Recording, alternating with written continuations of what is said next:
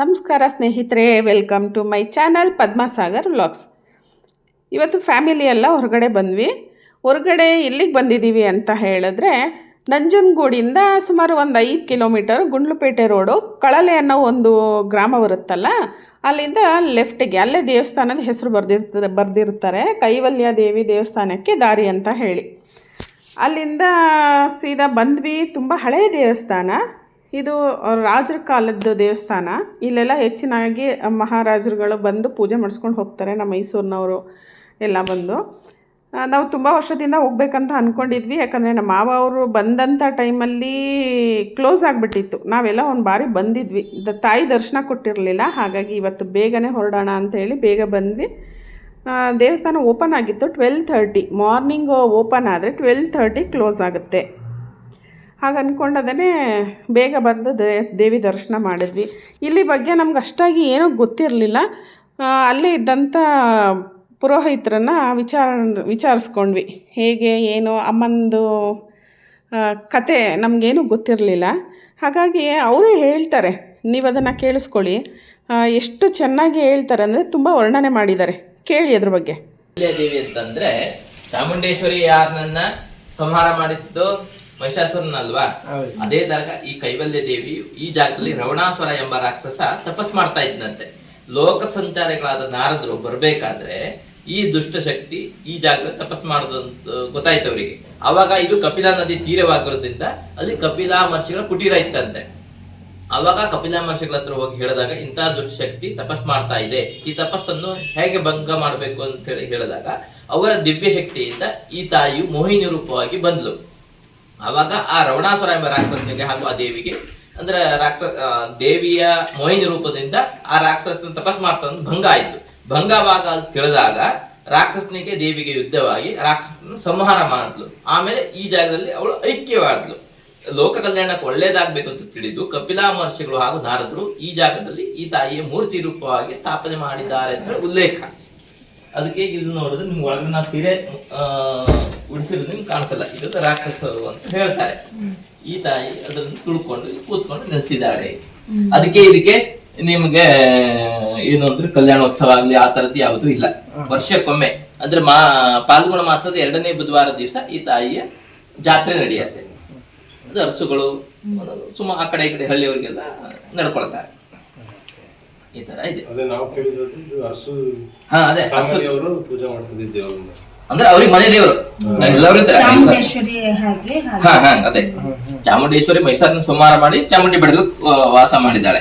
ಇದು ರವಣಾಸುರ ಎಂಬ ರಾಕ್ಷಸನ ಸಂಹಾರ ಮಾಡಿ ಇಲ್ಲಿ ಐಕ್ಯವಾಗಿರುವುದಕ್ಕೆ ಇದು ಕೈವಲ್ಯ. ನಿಮಗೆಲ್ಲೂ ಕೈವಲ್ಯ ಅಂತ ಹೇಳೋದಿಲ್ಲ ಶಬ್ದ ಕೇಳಲಿಲ್ವಲ್ಲ. ಲಲಿತ ಶಾಸ್ತ್ರನಲ್ಲಿ ಒಂದು ಸೆಂಟೆನ್ಸ್ ಬರ್ತದೆ, ಅದು ಬಿಟ್ಟರೆ ಮತ್ತೆ ಎಲ್ಲೂ ಇರಲಿಲ್ಲ.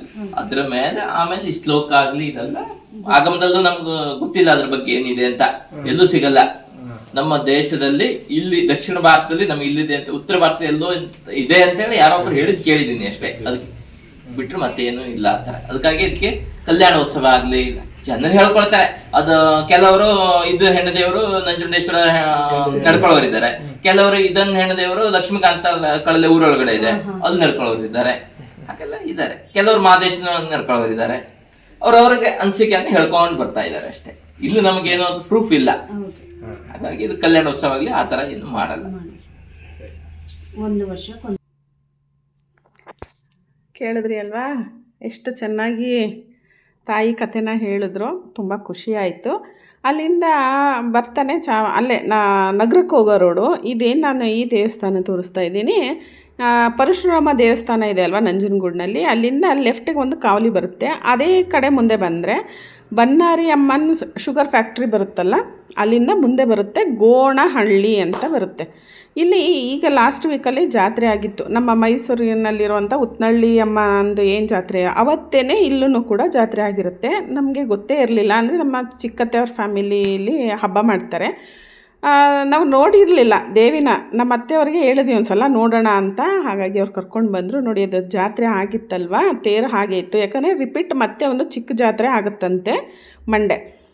ಸರಿ, ಹಾಗೆ ಅಂದ್ಕೊಂಡೋದೇ ನಾವು ನೋಡೋಣ ತಾಯಿ ದರ್ಶನ ಮಾಡೋಣ ಅಂತ ಹೇಳಿ, ಹೇಗೂ ಇಲ್ಲೇ ಬಂದಿದ್ವಲ್ಲ ಅಂದ್ಕೊಂಡೋದೇ ಬಂದ್ವಿ. ತುಂಬ ಖುಷಿನೇ ಆಯಿತು. ತಾಯಿ ಅಚ್ಚುಕಟ್ಟಾಗಿ ದರ್ಶನ ಕೊಟ್ಟರು, ಮುಗಿಸ್ಕೊಂಡಿದ್ದೆ, ಹೊರಟ್ವಿ ಮನೆಗೆ. ಅಲ್ಲಿಂದ ಬಂದ್ವಿ. ಮಾರ್ನಿಂಗ್ ನಮಗೆ ನಮ್ಮ ಮೈಸೂರಿನಲ್ಲಿರುವಂಥ ಗಣಪತಿ ಸಚ್ಚಿದಾನಂದ ಅವರ ಆಶ್ರಮ ಇದೆ, ಎಲ್ಲರಿಗೂ ಗೊತ್ತಿರುತ್ತೆ ಮೈಸೂರಿನವರಿಗೆಲ್ಲ. ಅಲ್ಲಿ ಕುಂಭ ಸ್ನಾನ ಅಂತ ಮಾಡ್ತಾಯಿದ್ರು. ಯಾಕೆ ಅಂದರೆ ಕುಂಭಮೇಳಕ್ಕೆ ಹೋಗೋಕ್ಕಾಗ್ದಿರೋರಿಗೆ ಅಲ್ಲಿಂದ ಗಂಗಾಜಲ ಬಂದಿತ್ತು, ಹಾಗಾಗಿ ಅದನ್ನು ಏರ್ಪಡಿಸಿದ್ರು. ಯಾರಿಗಾದ್ರೂ ಅಲ್ಲಿಗೆ ಹೋಗೋಕ್ಕೆ ಇಷ್ಟ ಇದ್ದು ಹೋಗೋಕ್ಕಾಗ್ದಿದ್ದವರು ಅವಕಾಶ ಇದೆ, ಬಂದು ಇಲ್ಲಿ ತೀರ್ಥ ಸ್ನಾನ ಮಾಡಿ ಅಂತ ಹೇಳಿ ಬಂದಿತ್ತು. ಹಾಗಾಗಿ ನಾವು ಟೈಮ್ ನೋಡಿದ್ವಿ, ಒಂದು 11:30 ಹಂಗಾಗಿತ್ತು. ಅಲ್ಲಿ ತನಕ ನೆನಪೇ ಇರಲಿಲ್ಲ.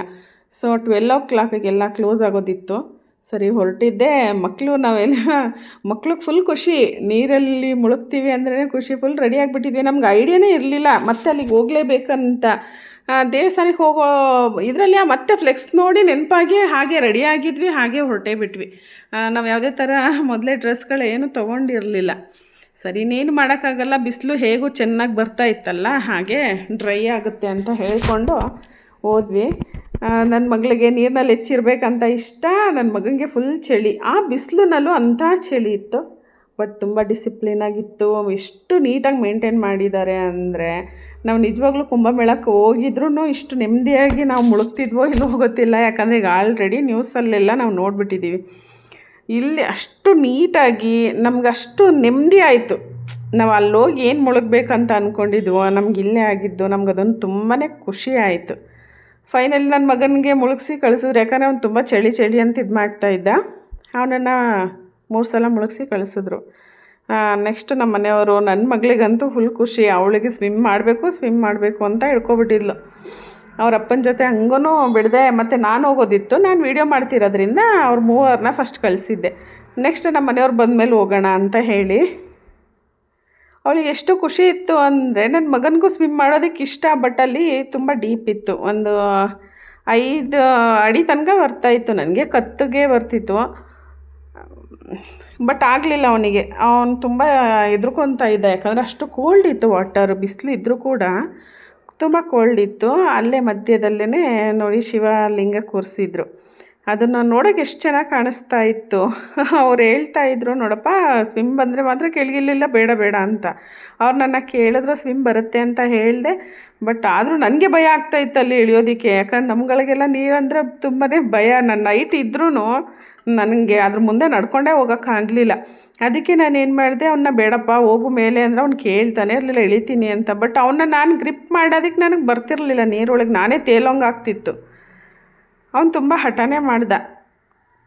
ಕಡೆಗೆ ನನ್ನ ಮಗಳು ಬನ್ನಿ ಮಮ್ಮಿ ಮುಂದೆ ಬನ್ನಿ ಅಂತ ಅವಳು ನೋಡಿ ಅವಳಿಗೆ ಭಯನೇ ಇಲ್ಲ, ಆರಾಮ್ಸೆ ಮುಳುಗ್ತಿದ್ಲು, ಚೆನ್ನಾಗಿ ಮುಳುಗ್ತಾಯಿದ್ಲು.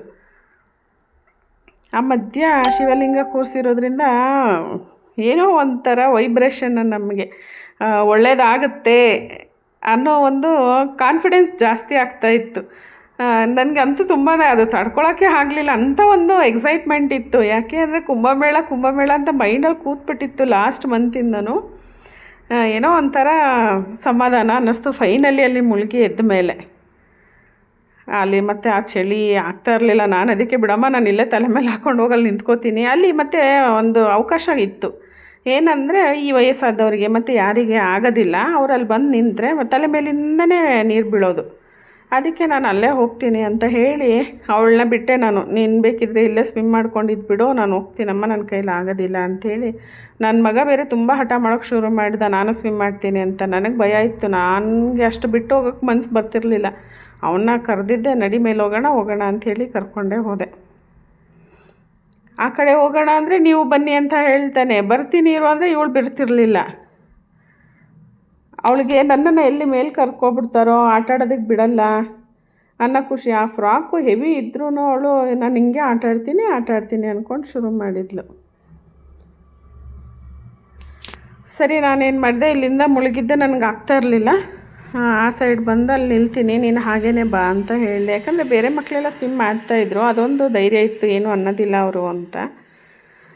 ಸರಿ ಅಂತೇಳಿ ಅವಳು ಆಗಲೇ ಸ್ವಿಮ್ ಮಾಡ್ಕೊಂಡು ಬಂದೇ ಬಿಟ್ಟಿದ್ಲು, ನಾನೇ ಇನ್ನೂ ಬಂದಿರಲಿಲ್ಲ. ನಮ್ಮ ಮನೆಯವರು ಅದಕ್ಕೇ ವೀಡಿಯೋ ಮಾಡ್ತಾಯಿದ್ರು, ಎಲ್ಲೋದ್ರು ನಿಮ್ಮಮ್ಮ ಅಂತ. ಅಲ್ಲಿ ನೀಟಾಗಿ ಡ್ರೆಸ್ಸೆಲ್ಲ ಚೇಂಜ್ ಮಾಡೋಕ್ಕೆ ಎಲ್ಲ ಥರ ಅವಕಾಶನೂ ಬಿಟ್ಕೊಟ್ಟಿದ್ರು. ತುಂಬ ಜನ ಬರ್ತಾಯಿದ್ರು ನೋಡಿ. ಇಲ್ಲಿ ಬೀಳ್ತಾ ಇದೆ ಅಲ್ವಾ, ಇಲ್ಲೇನಂದರೆ ಯಾರಿಗೆ ಆಗೋದಿಲ್ಲ ಅವ್ರು ಬಂದು ಇಲ್ಲಿ ನಿಂತರೆ ಸೀದಾ ತಲೆ ಮೇಲೆ ಬೀಳುತ್ತೆ. ಅಲ್ಲಿಂದ ಮುಳ್ಕೊಂಡು ಹಿಂಗೇ ಬನ್ನಿ ಅಂದರು ಕಂಬಿ ಹಿಡ್ಕೊಂಡು. ನನಗೆ ಆಗ್ತಾ ಇರಲಿಲ್ಲ, ನೀರೊಳಗೆ ಇಳಿಯೋದಕ್ಕೆ ಭಯ ಆಗ್ತಿತ್ತು. ಅಲ್ಲಿ ನಿಂತ್ಕೊಂಡ್ಬಿಟ್ಟೆ, ಸುಮ್ಮನೆ ಆಯಿತು ಬೀಳಲಿ ಅಂತ. ಅಷ್ಟು ಕೋಲ್ಡ್ ಇತ್ತು. ಸುಮಾರು ಜನ ಬಂದು ನಿಲ್ತಿದ್ಲು ನೋಡಿ. ನನ್ನ ಮಗಳು ಆಸೆ ತೀರಿಸ್ಕೊಂಡ್ಲು, ಅವಳು ಸ್ವಿಮ್ ಮಾಡೇ ಬೇಕಿತ್ತು ಅಂದ್ಕೊಂಡ್ಲು, ಮಾಡಿಕೊಂಡ್ಲು. ನಮಗೆಲ್ಲ ತುಂಬ ಖುಷಿ ಆಯಿತು. ಸ್ಕೂಲ್ನಲ್ಲಿ ಚೆನ್ನಾಗಿ ಕಲಿಸಿದ್ದಾರೆ. ನಾವು ನೋಡಿರಲಿಲ್ಲ, ಅವ್ಳು ಫ್ಲೋಟ್ ಮಾಡೋದನ್ನ ನೋಡಿರಲಿಲ್ಲ. ಒಟ್ಟು ಸ್ವಿಮ್ಮಿಂಗ್ ಬರ್ತಿತ್ತು ಅಂತ ಅನ್ಕೋತಿದ್ವಿ. ಹೇಗೆ ಮಾಡ್ತಾರೋ ಏನೋ ಅಂತ ಐಡಿಯಾನೇ ಇರಲಿಲ್ವಲ್ಲ. ಒಂದು ಸಿಕ್ಕಿದ ಚಾನ್ಸ್ ಅಂತ ಬಿಟ್ಲು. ಅಲ್ಲೇ ನೋಡಿ ನಾನು ಮಾಡೋದನ್ನ ನೋಡಿ ಅಂತ. ನನಗೆ ದೇವಸ್ಥಾನದಲ್ಲಿ ಈ ಥರ ಒಂದು ಅವಕಾಶ ಇದೆ ಅಂತ ಅಂದ್ಕೊಂಡೇ ಇರಲಿಲ್ಲ. ನೋಡಿ ಎಷ್ಟು ಖುಷಿ ಆಗುತ್ತೆ. ಮಕ್ಕಳಿಗೆಲ್ಲ ಫ್ಲೋಟಿಂಗ್ ಎಲ್ಲ ಬಿಟ್ಟಿದ್ರು. ಸುಮಾರು ದೊಡ್ಡವರೇ ಸ್ವಿಮ್ ಮಾಡ್ತಾಯಿದ್ರು. ಇಷ್ಟೇ ಜನಕ್ಕೆ ಬಿಡ್ತಾ ಇದ್ದಿದ್ದು, ಅಂದರೆ ಈ ಸೈಡ್ ಮಾತ್ರ. ಆ ಸೈಡ್ ಯಾರಿಗೂ ಬಿಡ್ತಾ ಇರಲಿಲ್ಲ. ಇಷ್ಟೇ ಸಾಕಂದ್ರೆ ಇನ್ನೂ ಸ್ವಲ್ಪ ಡೀಪ್ ಇದೆ ಅಲ್ಲೆಲ್ಲ ತೆಪ್ಪ ಮಾಡ್ತಾರಂತೆ ಪೂಜೆ ಟೈಮಲ್ಲಿ. ಹಾಗಾಗಿ ಇಷ್ಟದಲ್ಲೇ ಬಿಟ್ಕೊಟ್ಟಿದ್ರು. ಮಕ್ಕಳು ತುಂಬ ಖುಷಿಪಟ್ರಪ್ಪ. ನಮಗಂತೂ ತುಂಬಾ ಖುಷಿ ಆಯಿತು. ಯಾಕೆ ಖುಷಿ ಆಯಿತು ಅಂದರೆ ನನಗೆ ಕುಂಭ ತೀರ್ಥ ಸ್ನಾನ ಆಯಿತು ಅನ್ನೋ ಒಂದು ಖುಷಿ ಆಯಿತು.